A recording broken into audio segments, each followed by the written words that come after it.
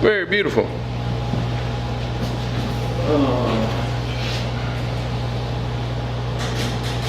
All right. Anybody got anything left over from last week you want to talk about? Or anything on your mind that would be interesting for me?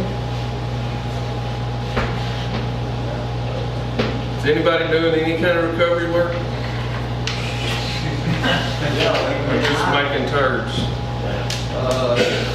Next gratitude list. Sorry? Gratitude list. Tell me about that. Well, I learned it from my sponsor when I was doing the rooms, you know, and something I'm trying to get the ritual, which I haven't done part of it, which is like actually getting on my knees and praying. Like, I don't know why he wanted me to do that. But he told me to put my shoes under my bed so I could get on my knees anyway to get out of bed in the morning. Don't you remember? And then do a gratitude list. Right. So anyway, so basically, I just, because when I wake up in the morning for some reason, I'm like just annoyed by everything. And so being grateful for things reminds you that it could be worse and there could be worse times in my life. And today, there's things I'm grateful for that I tend to forget about. So just remind myself. Is it helpful? It is helpful for me, just when, as far as my attitude goes. What happens when you do that? Just reminded, yes. It happens is I'm just reminded. The things that I have that I didn't have or don't necessarily deserve. Yeah, and I'm trying to get you or anybody else who wants to just think about what's the process. Did you wake up pissed off or whatever? Right. And what's going on in you when you're pissed off? Why are you pissed off? Confusion. Because I'm kind of in this, I'm just kind of honestly tired of waking up in institutions of some sort, man. And if I wake up, I'm like, here again, you know, and this is consuming years of my life, you know, if you put it all in a row, it's years of my life in institutions and jails and stuff like that. And I'm tired of that. So it's like, okay, well, I'm tired of it, but you know, you're still here and you know, my family's coming around and stuff, so you know what I mean? That's what's going on with me anyways. What's going on right now as you talk about it? I'm thinking about my mother currently. You know, What are you thinking? I'm thinking that honestly, I'm thinking that wasn't just the drug use and stealing and stuff that ruined the relationship, because there was really never a good relationship before. It would definitely made it worse, and it's like, just really, it bums me out every day, to be honest with you. So I think about that a lot. So you're sad. Sad? Yeah. I can see it on your face. Yeah, sad. I mean, not just my mom, my dad too, because we had a great relationship, but it's like, it almost is like, he's a big time worrier. He just worries, even when he doesn't need to worry. And I just put that much more on him, and I feel like I'm like killing my father. He's not dead today. However, he's in a lot worse health 10 years, you know, than 10 years ago when I started this hellacious merry-go-round. Do you see what I was trying to do? Is get you to go a little deeper and deeper and deeper and deeper. Yes, sir. My guess is that the core of all this stuff is some grief, just sadness, feeling alone, feeling For sure. unworthy, ashamed, all that kind of stuff. 'Cause that's the stuff. And like all of us, in response to that, we create certain defense mechanisms, thought processes, anger.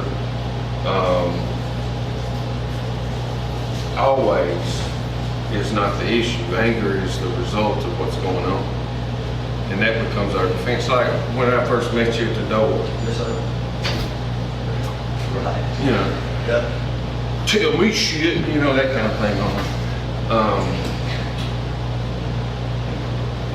And it becomes a habit. We become addicted to thinking certain ways. Many times in the morning, if you're dealing with whatever you're dealing with, think about that. Have you ever had the experience of being halfway awake and you know you ain't awake and you know you ain't asleep and you ain't feeling bad, you're just there? Yes, sir.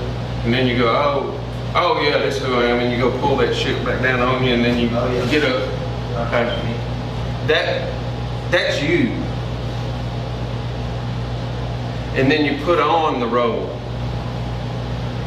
You know what I'm saying? Oh, yes. And then you click into these stereotype, knee-jerk kind of thought processes, and it creates certain lens in which you view the world. You know. And you keep getting similar results because you keep acting and thinking the same way. I'm guessing you've had issues with, quote, authority figures similar as what we had in the door. Right, for sure. And it's just because whatever, you know. Because I'm guessing I'm not like you thought I was in some ways. You are 100% correct on that. Okay. You know what I'm saying? Yes, And the reality was, you created that reality in your life for yourself anyway. You know what I'm saying? sir. And what the gratefulness practice can be, and this is where I was trying to get to, is what's the process? And what it does is you wake up there, and by doing those, when you kneel down, you're not all jacked up in your ego. You know, that's why he said do that. When you begin to think different things. No. Josh sent me. Huh? Josh sent me a ready for office. Okay, I said no though. Okay. So he's got it.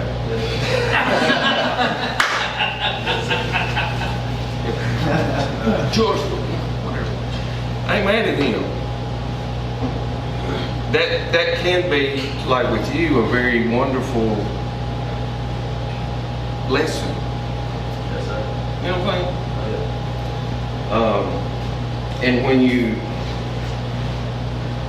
begin to acknowledge or remember, put back together, that's what remember means, put it together. Other things in your life besides being pissed off, it changes your thought process. And by changing your thought process, it actually physically changes your body chemistry. Because all that anxiety and all that anger is biochemical. There's actually, your brain tells you or whatever to release certain chemicals and you stay jacked up and on edge. You know? And you step out of that role. You act differently. Remember we talked about personas last week a little bit, and you put on a mask and we play a role in the drama. And by what I did with you, my love, is I said, no, this is your, what do they say, it ain't my circus, ain't my monkeys or something, you know. But, you know, I ain't in that play. And you went, what? Or whatever happened, you know. And you saw through the persona or the mask or whatever, there's something different about this. Reality is different than I had assumed. And that's, you got the secret now. That's all you need to know. Yes, Is sir. becoming aware of the anxiety and how you jump too quick before you figure shit out. You know? And if you get still, the grief will start to come up. Ask this boy.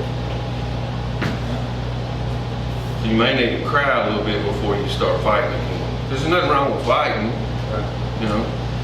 People ask me all the time, what would Jesus do? And I said, well, one thing he might do is sit down and make a whip and beat your ass with it.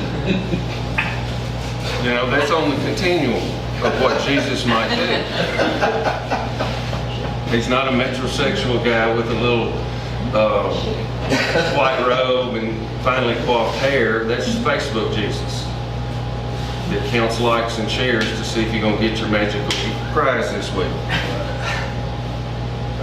Yeah. So fighting's fine if you're fighting the right thing for the right reason. You know, on one end Jesus said he beat their ass, on another he said turn the other cheek. And many times I think we assume turning the other cheek means Jesus wants us to be doormats. But I think it's the very opposite of that. I think it's more in the spirit of turn the other cheek. Going, is that all you got? Bitches. Yeah, let's do that. You can't make me jump. Because if I call you a cracker, pussy, bitch, whatever, and you jump, man, you gotta respect. I own you. On that ass whooping. Huh? You're on that ass whooping. From you? It might be. No, It sir. could be from anybody. Like, you You're gotta the get wrong it. person that way. Somebody gets in the head, though, right? You let them get in your head, though. I already got it in your head that I wasn't even talking to you. You're going in the middle, I know that.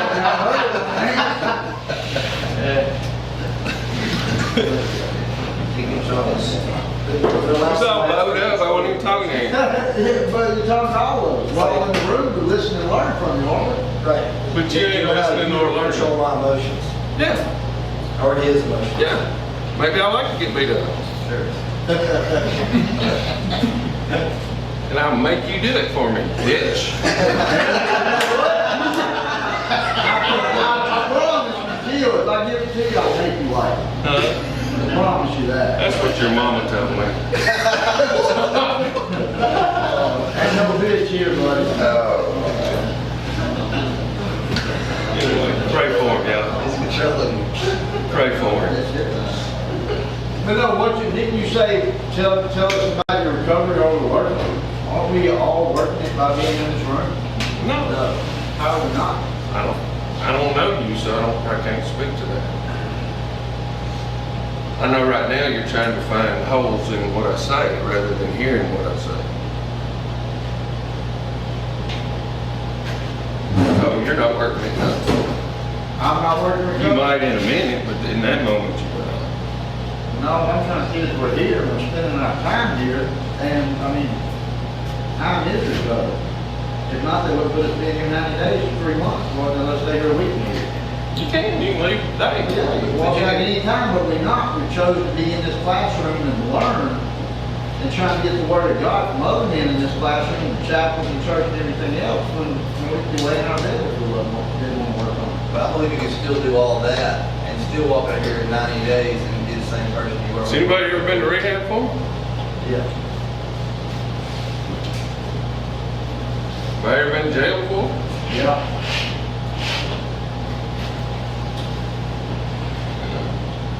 I mean, you can live your whole life and never be in recovery and never get it till your last breath. And I think that's why some of us in here are our age. I mean, you gotta actually believe it. You gotta have the faith. Don't talk it, walk it. What's that mean? That means don't bullshit. Don't tell everybody, okay, I'll give you an example. On the phone, don't tell your wife, your girlfriend, whoever, Bible verses, whatever, because we're convicts. I mean, we can con anybody out of anything. But, so they don't want to hear that. They want to see when we get out of here and leave here, us walking. What bothered you about what I said? Nothing. I mean, That's why you got loud. I'm not loud. I promise you. I'm not Ask the loud. guys in the room what they thought.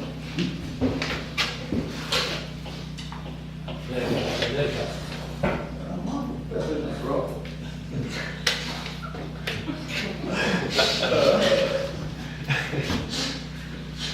I told him he was gonna be pissed off before we came in here.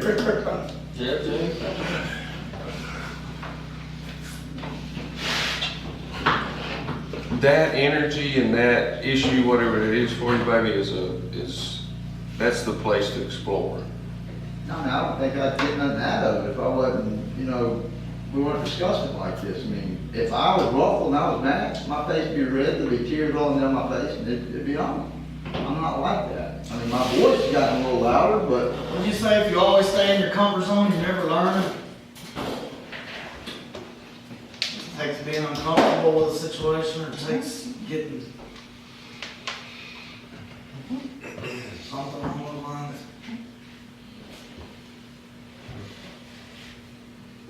And figuring out that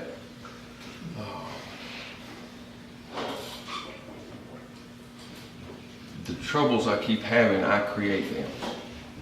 It's not anybody else's fault.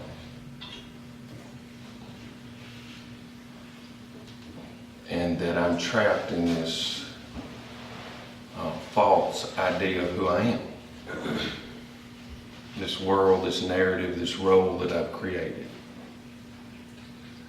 It's when you are and I am inside my body, when I am not running through all these scenarios in my head, when I'm at peace, whether by breathing, whether by singing a song, whatever, I'm not craving dope. I am at that place before I wake up and dream. You're not craving dope there. It's only when you put on the mask again, that all these, whatever craving it is, it doesn't have to be dope, it's just, maladaptive social interactions, whatever.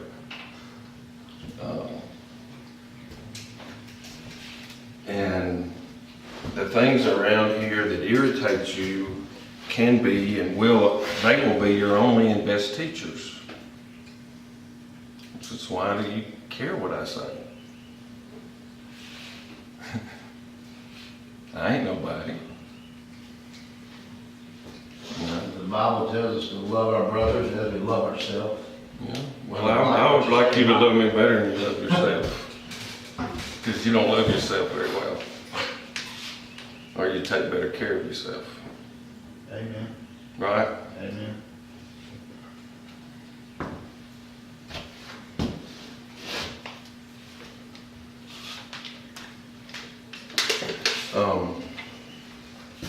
Any of y'all ever play Monopoly? Let me see if I can do this. Or some game, or Call of Duty or something. And you spend 3 hours making your guy's outfit and his beard. You change it every once in a while, and he's got a cool haircut or scar, and you invest. Y'all ever done that? Mm-hmm. I watch my kids do that. And they've invested 1.5 hours, 2 hours in creating an avatar. Avatar's a good word for it too. What's an avatar? What's an avatar? It's a pretend fictional character that you invest yourself into it. There's weird online stuff where people create these avatars or characters, and then they go and pretend to have interactions. But that's what we do every day. That's where I'm going. Okay. What character do y'all like in the old Monopoly? I hadn't seen the new Monopoly. Like they got little dogs and battleships and what else? Cars. A shoe, a hat. Huh? I like a little car. Okay, so you like the car guy. Yeah. Anybody like the little dog or you like the dog, ship, you know? And we have an ability. It's almost like we possess that object, and that becomes us. You ever had somebody touch your little guy on the board and you get pissed off? That's me.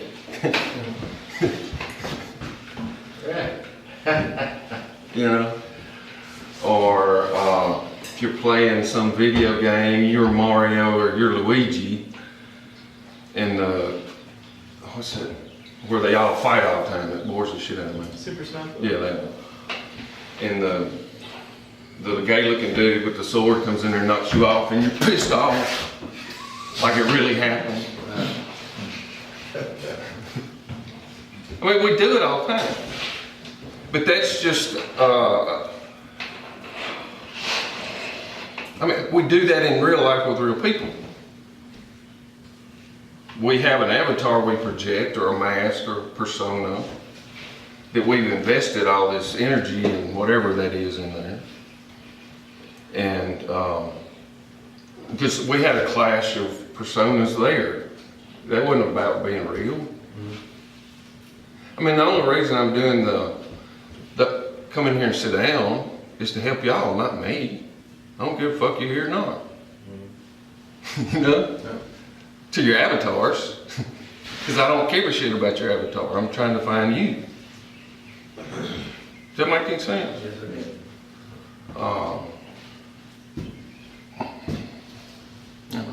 I can go over yonder and watch YouTube. I ain't gotta be in here. But it's fun for me, so that's why I'm here.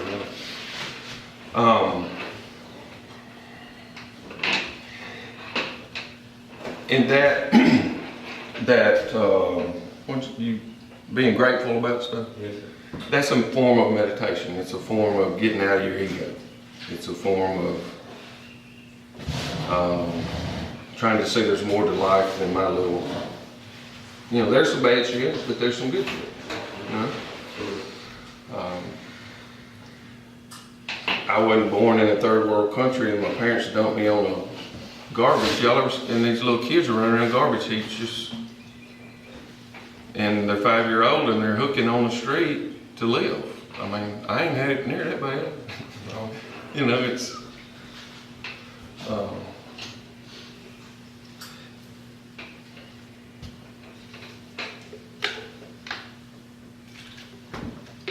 and this may help too, I don't know. We talked about nonprofit. This is kind of how that works. It's. I don't want to say mind control because it's something that has weird connotations for folks.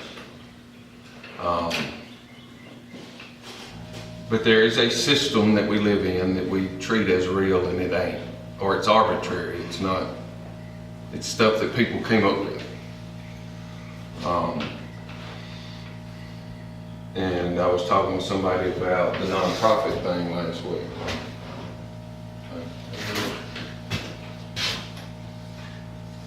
And a lot of this stuff works.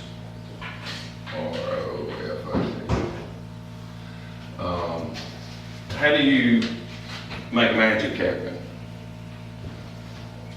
Cast a what? Spell.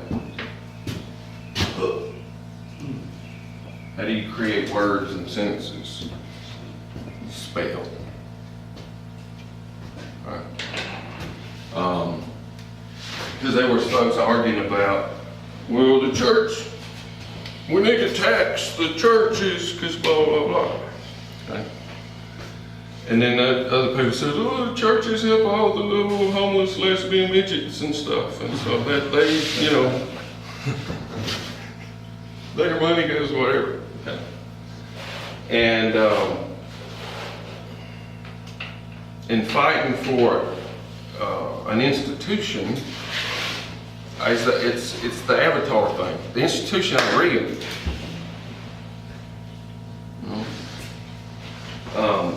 Government ain't real. It exists on paper and people believe it's real, and then because a judge don't have the power to throw, or the authority to throw you in jail. Except that he may have the people that'll obey his orders and knock you on the head. I mean, but the judge is usually a little dweeb in a robe, probably ain't got britches on, you know? But there's this projected authority thing, you know? But when we're playing in that game, you have to go by the rules of that game. If you want money, and that's your thing, who owns the money? They get to make the rules. As long as we're supporting the game.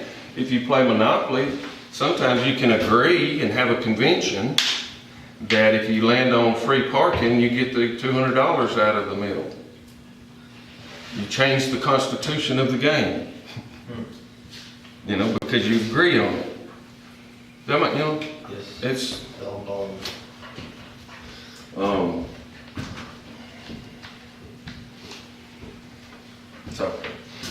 non-profit.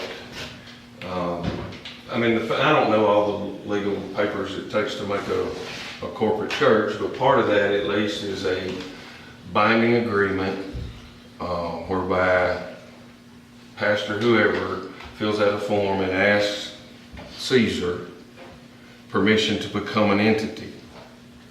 And then the deacons or the pastor or whoever does all that stuff agree in writing to refrain from certain kinds of political speech in order for the government not to tax them.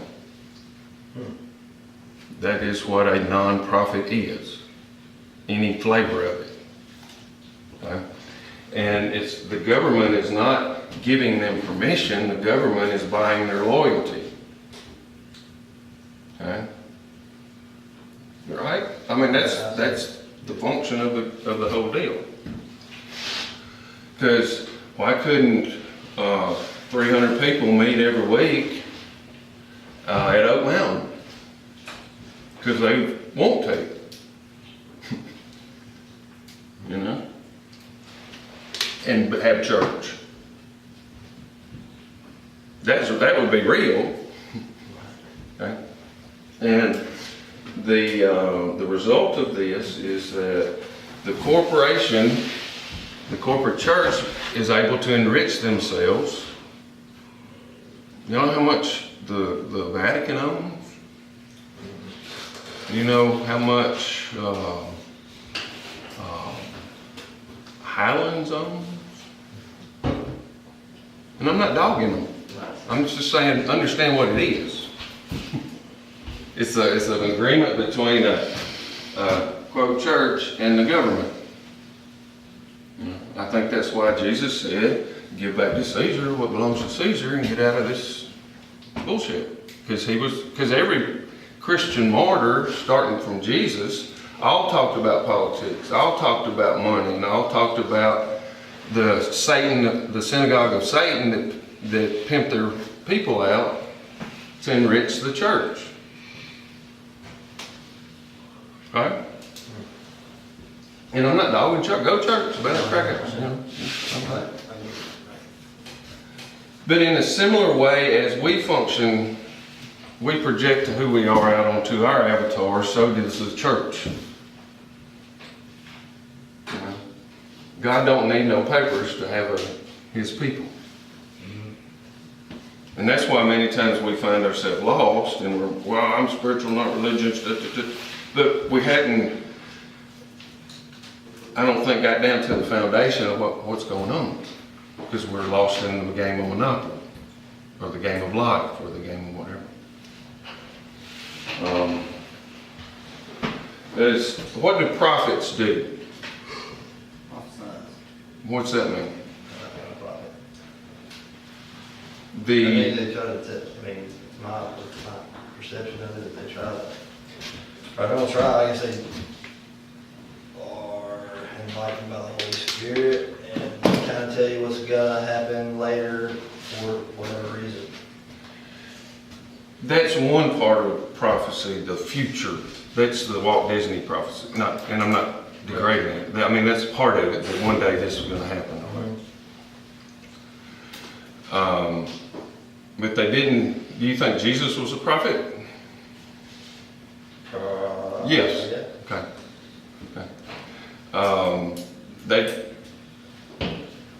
I think, when Jesus said, you kill your prophets and God sends you all these prophets and y'all just kill them? Yeah, he did say that.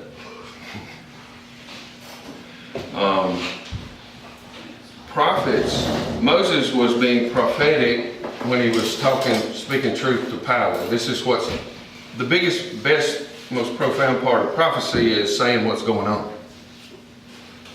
This is what's going on. When Nathan went to King David and told him the story about the rich man that wanted to have dinner, so he went and told somebody to get the sheep from this poor man who's He only had one little sheep, and it was this whole thing, and and kill him, throw him in jail or whatever. And Nathan said, "You were the man," because he did that with Bathsheba and stole that man's love. That's prophecy. That's prophetic speech. It's not just shaking some chicken bones and Joseph had, through his dream interpretation, had more of a not fortune telling, but whatever, future stuff. And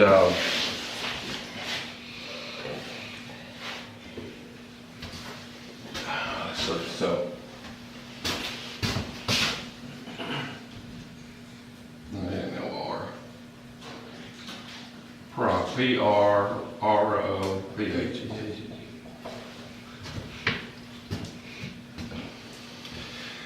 So what the paperwork basically does is it makes our corporate churches non-profit. They've agreed not to be prophetic in order to keep their money. And I don't know that it's even conscious, but functionally that's how it works. I mean, in some, if you're, but you can be political as long as it's okay with the state. Like a lot of black churches are pushing an agenda the state agrees with, so that you can go and do all this.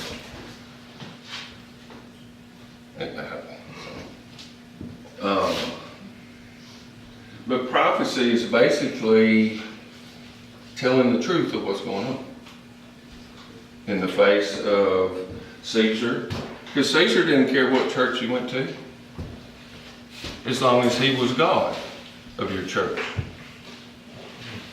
And that's why the Christians had so hard a time, is because they would not say Caesar is God. Right? They were being prophetic. They were being killed also. For speaking the truth. Mm-hmm. Yes, sir, that's fine.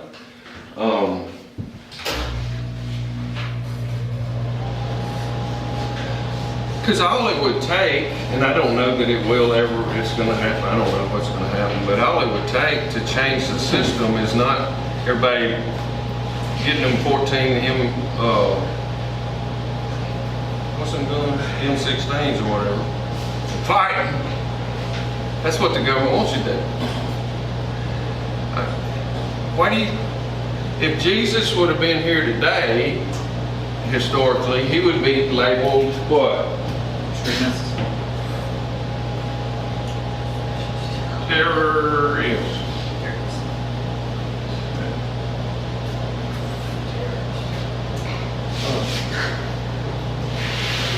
Why is that? Because he threatens national security.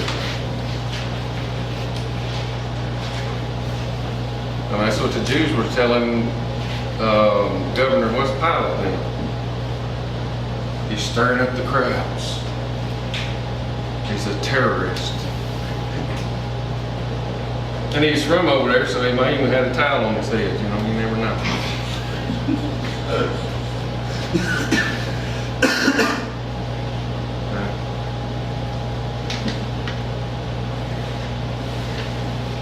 But all it would take is for mass of people just to go, no. The whole mess of crumble. There's fighting is a trap.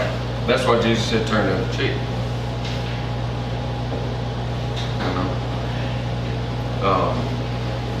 You said what else? Does this make the corporate church is an avatar for a group of people. The Alabama, you know, are they an elephant or are they a wave? I can't figure that out.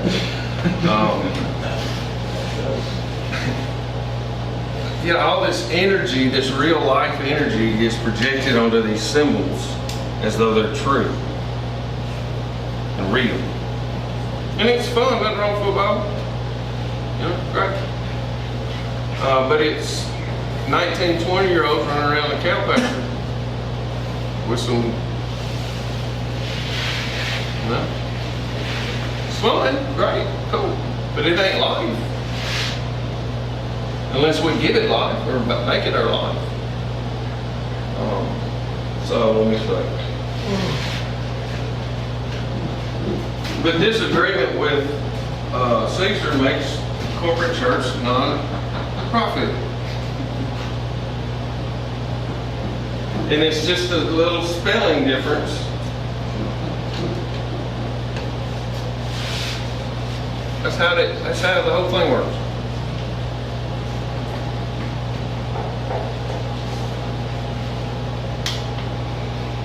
And profit, meaning speaking the truth in terms of against the government and what it really is, or what? Basically, don't. About what is. You know, there's a lot of religious folks in Alabama that thinks Jeff Sessions is, you know, John the Baptist or something. Right. Okay? And I hadn't studied it a whole lot. I did hear a speech he gave yesterday. But his main thing that I heard of was throw all the potheads in jail. Right? As though that was the main issue that needed to be addressed in this slavery system we live in. I also heard he had interest in private prisons. I'm sure he does. You know, when I hear one of them talking about the institutionalized child sex shit going on, then I'll pay attention to it. I think that's a little more profound than potheads running around eating Cheetos and stuff.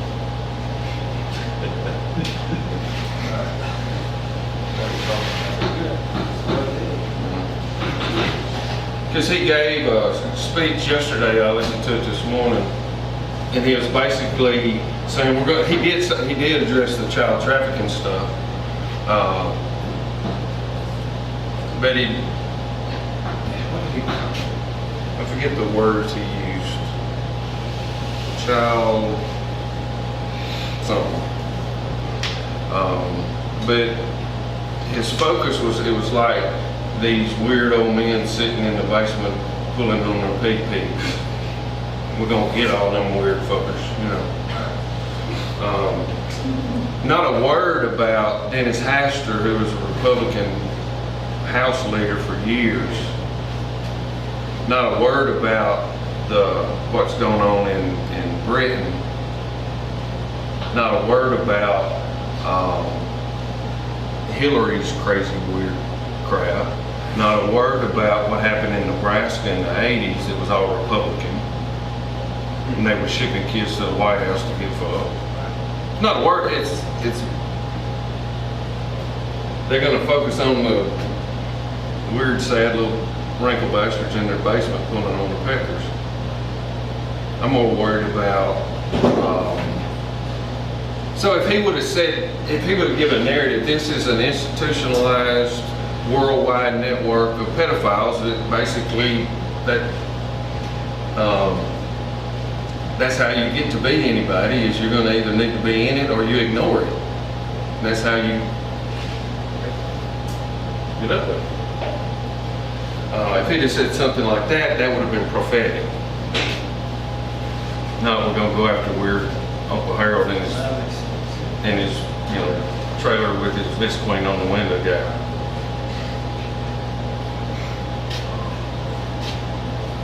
And the church don't say shit about this. Every once in a while, somebody might say something about it.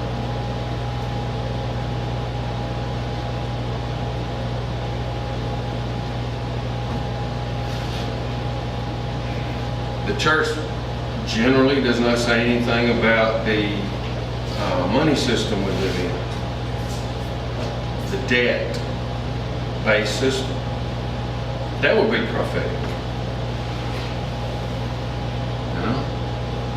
And they probably won't because they're part of it. And I'm not trying to shake nobody's stuff. I'm saying there's a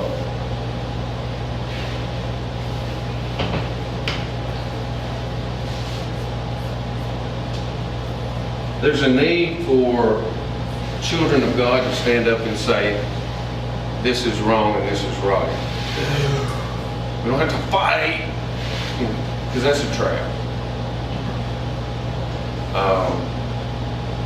We promote, we focus, because a lot of what's going, it's just people are distracted, they're not paying attention to nothing. And that's why it's so important, baby, for you, because all that anger you got can be channeled and focused and be a prophet for justice and righteousness.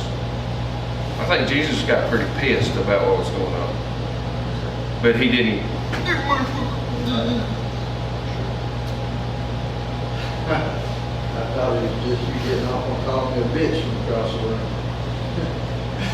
I would have to care more about you to get off on that, but I don't know you.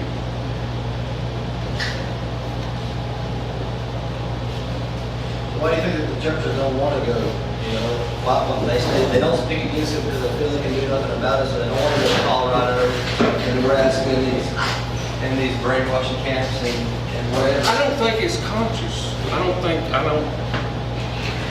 Or they just don't know. They're just oblivious or just ignorant. There's children of God filling in churches. You know? But what I know from just being in here for 20 years is 80% of y'all come up in church.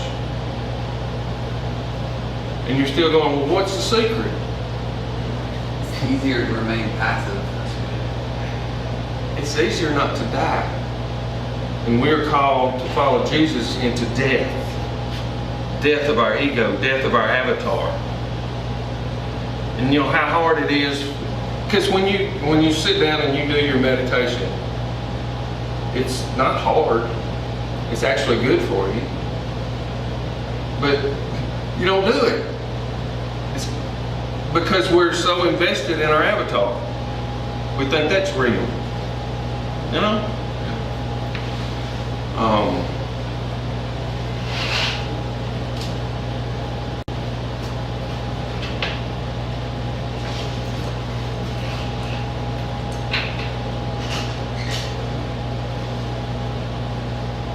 Because at the edge of your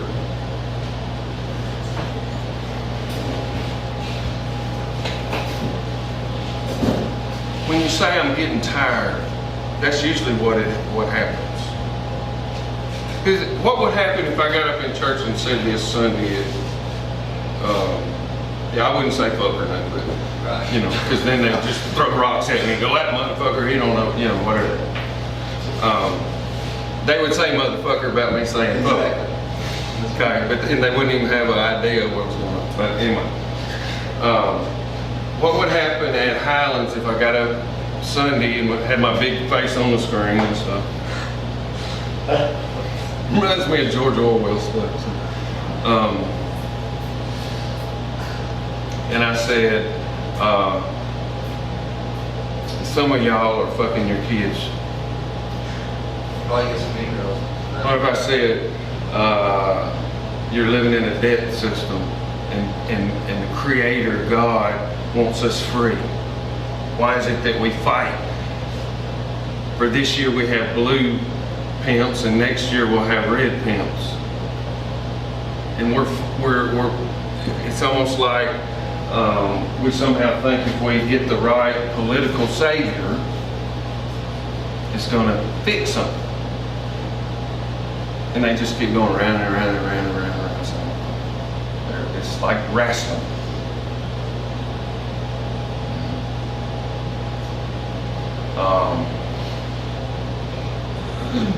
The masses don't want to hear that. They want to put puppy pictures on Facebook or like and share so Jesus will give you $12 next week. Or I hate Trump, or I hate Hillary, or I hate, you know. And they go round and round and round and round and round, and they're not addressing the money stuff, the religious stuff, or the political stuff.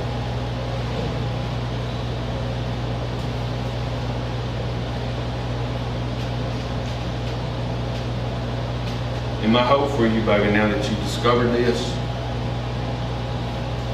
is your journey is about learning to allow that thing to continually die daily.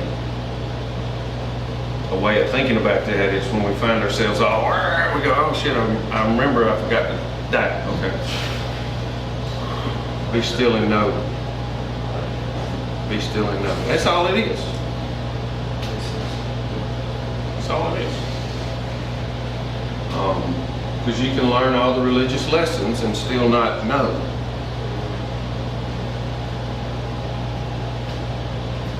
But when you begin to know the religious lessons will have new life to them. Have y'all ever known a verse for all your life and then something when you went, oh, that's what that means? The believing or the memorization of that construct didn't change your life. Your life gets changed underneath all the words. And then we go find words to kind of help describe it in whatever.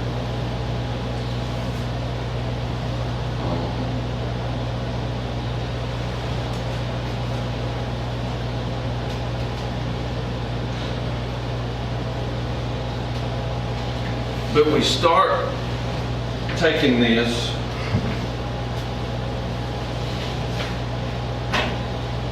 by speaking truth to the power of our ego first. That is your God. Right? And my ego. Or all of our ego. Because we created it. We are the God of it. In that avatar world.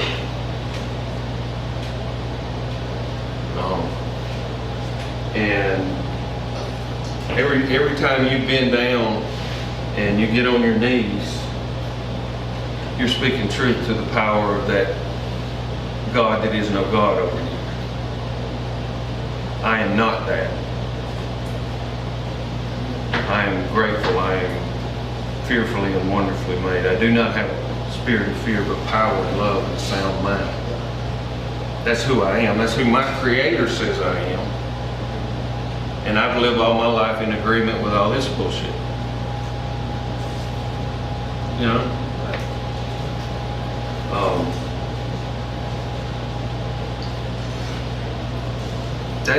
That's it. And it's less about learning new things and more about remembering what you already know. Because if I say something in here and you go, yeah, it's not that I put something new in your head, it's something in you that resonated. You already knew it or you wouldn't have been able to say yes. I don't teach nothing. I encourage you to be who God created you to be, not what the world wants you to be. The jails need convicts. The CRO needs people that fail their pit test. The clerk needs people to pay fines, or that system wouldn't keep going. And when I put on my crackhead avatar, I'm living in that world. But that's not who I am. Y'all ever heard God chose you before the foundations?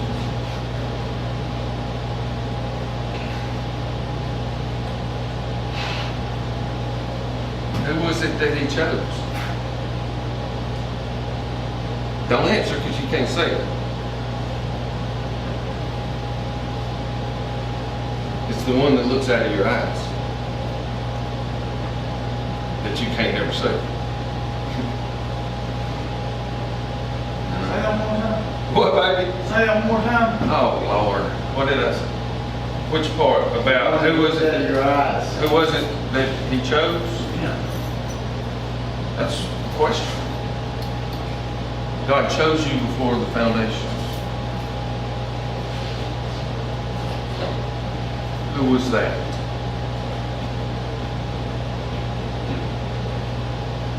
Something different than your 30-year narrative or how, you know. He chose you before that avatar got put on you. Or we put it on ourselves or whatever. And when we begin speaking the truth to ourselves, knowing the truth about ourselves, then we can enter into the world as a prophet. One man, one relationship at a time. And it's not like, poof, it's done.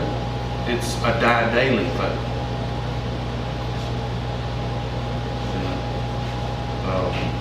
Me and my wife still have fights, you know.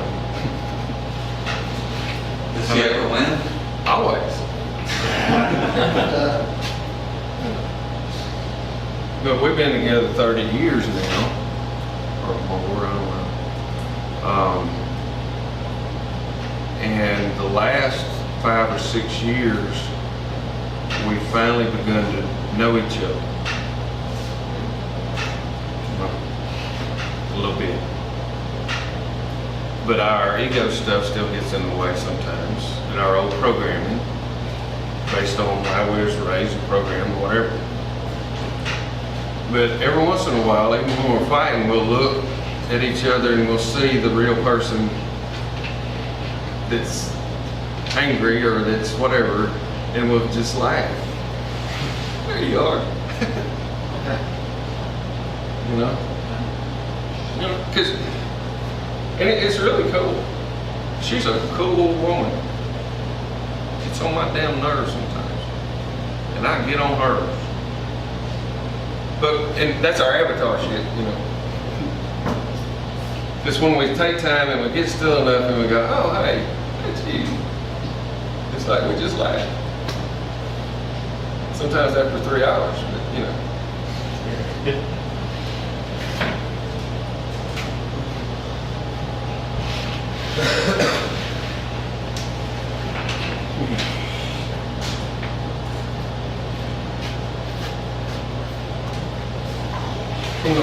From before the foundations, he chose you. That's the you that you need to get to know. Not the one that's got all this stuff figured out. Because if all our figured out stuff would have been right, we probably would have not been here. But it's not about what we know, it's about all this blank, empty space that we are not familiar with. That place where groaning's too deep for words emerges there.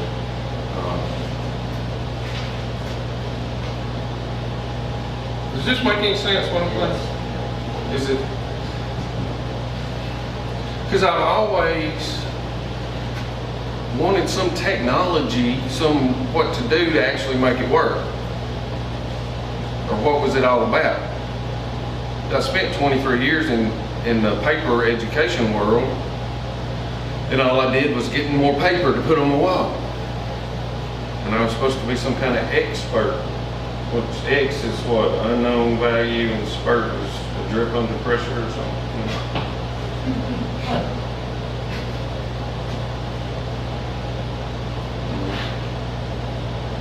But for me anyway, and I ain't no guru, I'm telling y'all what I'm discovering in my own journey, along with y'all and these 20 years worth of guys that's been through here, and these other folks that I've been talking to.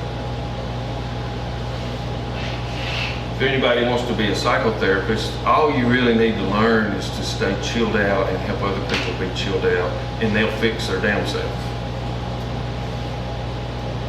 The art to it is doing shit, waiting on it to do their thing. You know? For me, a good metaphor is paying attention to when I'm jumping. It's when I'm doing what I call jumping. I don't even feel like I'm inside my own body. I'm in my head, and the world feels like it's going on out here somewhere. Does that make any sense? The incarnation is the inhabiting of the flesh. When I'm all out here, I'm in the avatar world. It's out of control. It makes me more anxious, and sometimes I have these memorized quips that I can say to either run away or to fight or whatever it has to happen. Because like when me and, what's your name, mate? Dustin. Dustin, when me and you were doing that, I was I had anxiety in my body, you know, and I would go.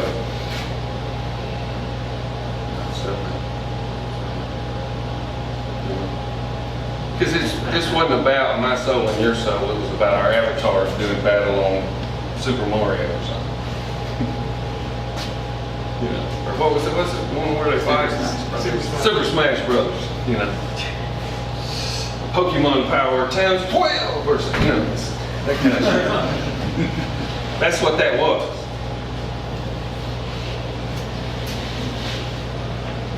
And because at root, I'm a very anxious person. Or that's how, and I think we all are, some different, maybe different modes of it. And I've not made the anxiety go away. Okay?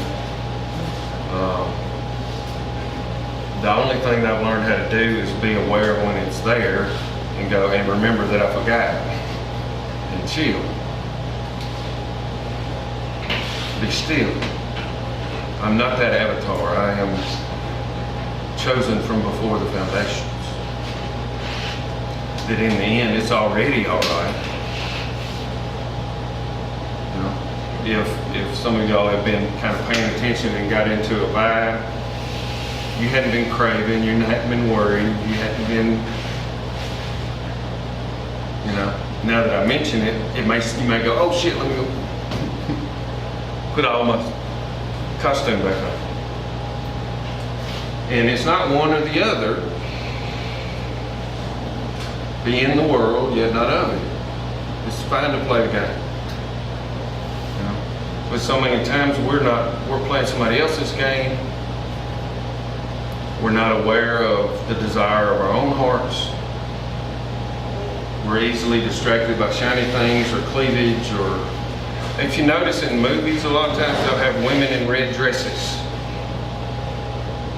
You know, y'all seen The Matrix? And I mean, he showed you what they do. He put the woman in the red dress in there to distract you. That's the whore of Babylon kind of symbol. You know, we go, oh.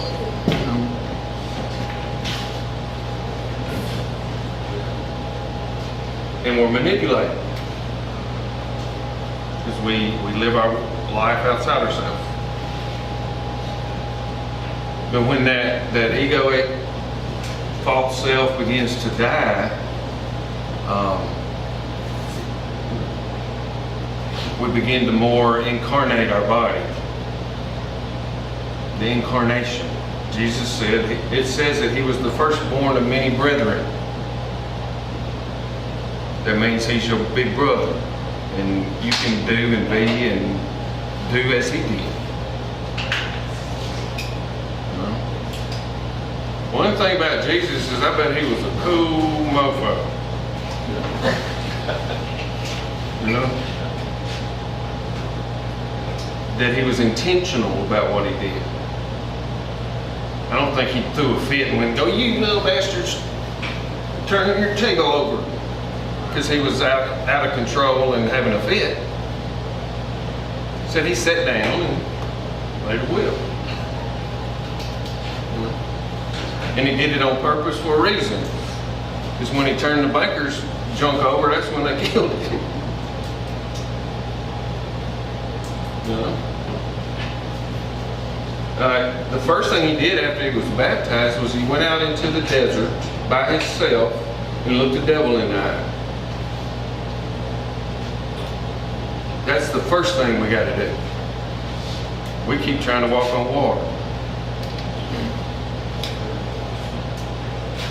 And it says that after he was out there for 40 days, the ending of it is, and the devil found nothing in him, or he didn't get hooked by all these distractions. You gonna be a magician and do magic tricks, or you can own the whole world, you can whatever all the other stuff was. Jump off and fly down. That's all egoic stuff. And he said, turn the stone into bread, and Jesus said, What, man don't live by bread alone? He didn't say bread was bad. So there's more to it than just bread. More to it than just being a magic magician and a ball being that's magic. All that stuff. Y'all know what Rain Man is? It's an Egyptian fertility god. It's not a retard on the moon. And that this is a symbolic of shooting your seeds. And all these people are acting this crap out and don't even have an idea. They'll go to the club on Friday night and they'll have 5 million people doing this ritual dance together at the fertility cult.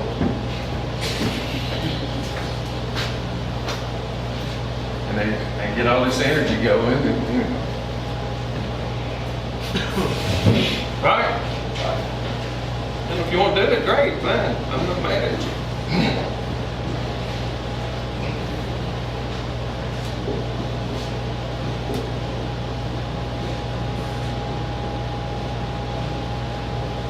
The world needs more prophets.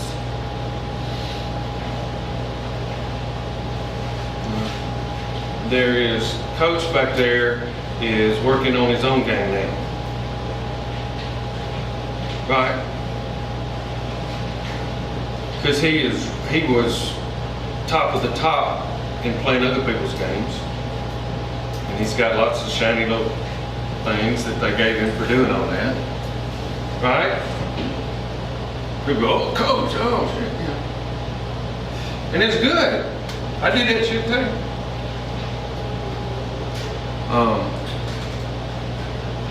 Can I say something about that, coach? Yeah. And he played the games and played the games and played the games and was the top of the top. Still miserable, still looking. You know? And I think something changed in the last few days, and it's about discovering the desires of your heart that God wants to delight in giving you. Is that fair? Fair. And you're still going to have bad days. You're still going to go, oh shit, and you're still going to, you know.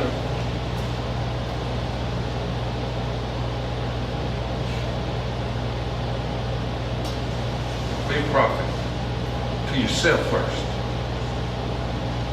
Don't run around here trying to convert everybody. Get you killed. I mean, it's just it's this. Take the log out of your own eye first. Then, go help people with their little specs. That's the deal.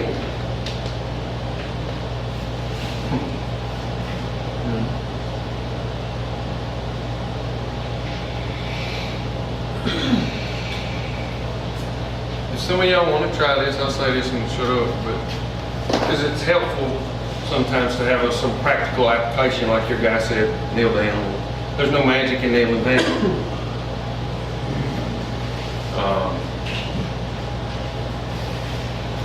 But there can be some magic in you doing that because you're putting yourself in a posture of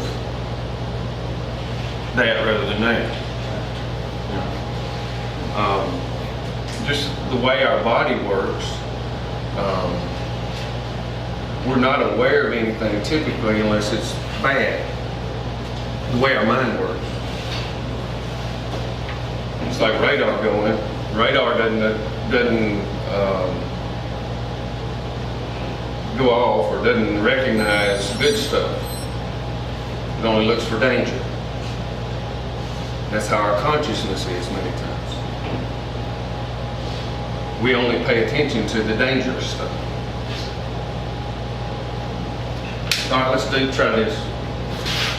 I'm gonna count down 3, 2, 1, and then after that, I want y'all to count back 1, 2, 3, and clap your hands as hard as you can.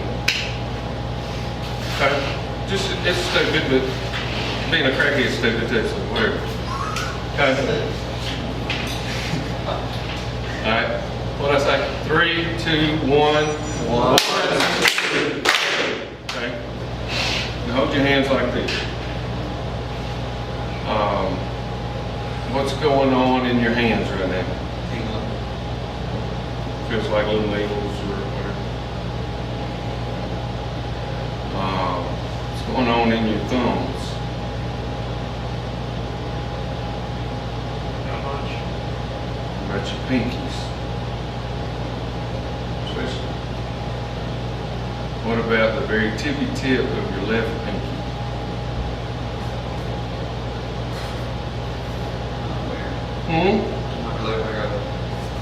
Try to be. You're aware that you're not aware, which is some kind of awareness.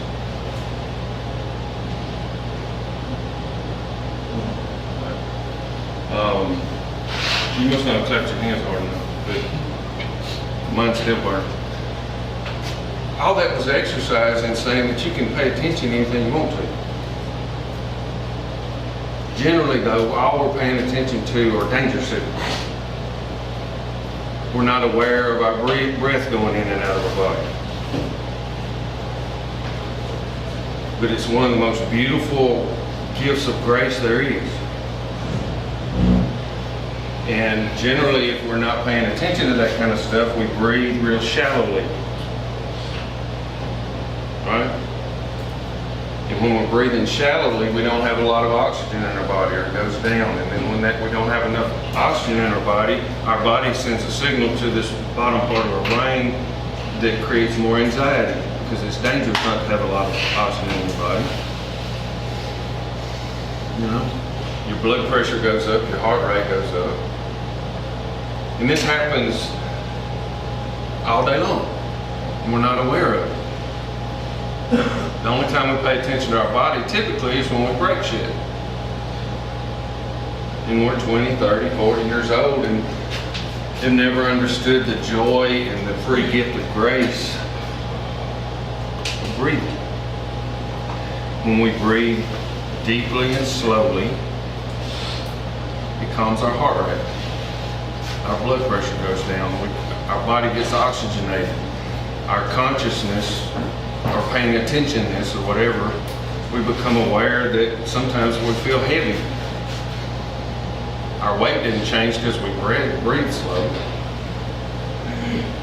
This is what y'all saying? If you learn to breathe, you don't have to have anti-anxiety medicines.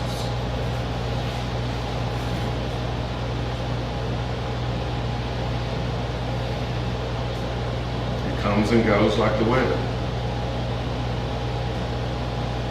And it's simple, and it's the way God created us. It's not spooky or weird, or it's just weird because we're so habituated to the Avatar game.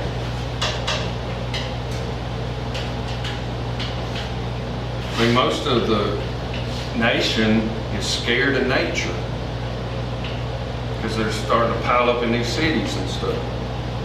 Ooh, dirt's dirty. Worms, ooh. Y'all take a city person out to the country? As though they're alien from the nature. They're a part of it. It's a mind elf. And it's about awareness. What are you paying attention to? So let's give back our non-profit status and become prophets. As long as we want what Caesar offers, we're Caesar's bitch. No. Nothing wrong with air conditioner, I believe in. But Caesar ain't never made no road. He just took 30% of the contract while somebody else did all the work. Like the judge ain't never thrown nobody in jail. It's all paper. All right, bye.